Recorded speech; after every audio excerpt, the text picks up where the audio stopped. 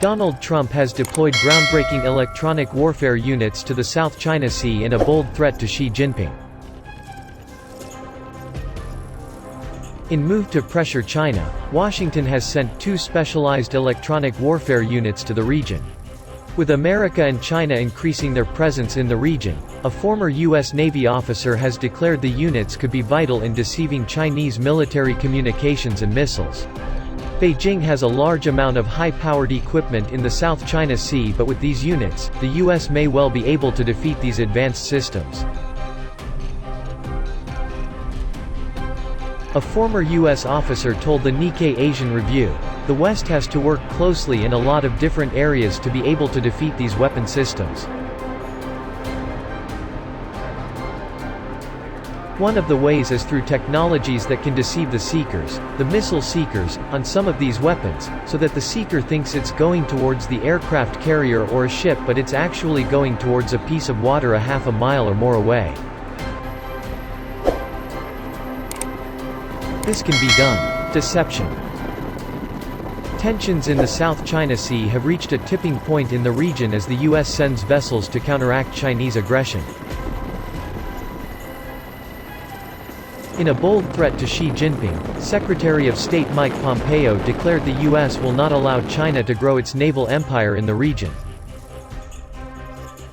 He said this week, "On Monday, for the first time, we made our policy on the South China Sea crystal clear."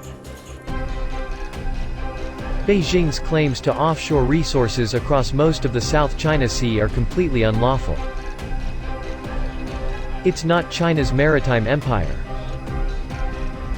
If Beijing violates the international law and free nations do nothing, then history shows that the Chinese Communist Party will simply take more territory.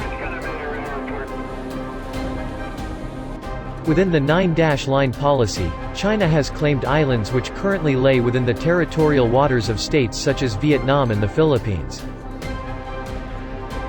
In order to counter Chinese aggression, the U.S. has also sent the USS Reagan and Nimitz to patrol the waters.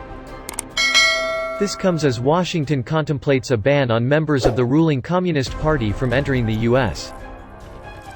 Although it could be rejected, the New York Times had reported the Trump administration was considering the proposal. The ban is due to the imposition of the new Hong Kong security law by Xi. In response, China's Foreign Ministry spokeswoman, Hua Chunying, criticized the plan if it turns out to be true. She said, "If that is true, I think that is utterly pathetic.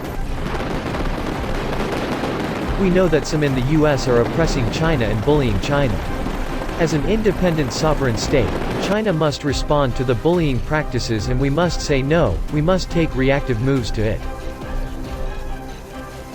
The UK too had also hit out at the decision which the government has claimed violated the UK-Sino agreement of the region. Under the agreement, which came into force in 1997, Hong Kong was handed back to China as long certain democratic rights were continued to be upheld.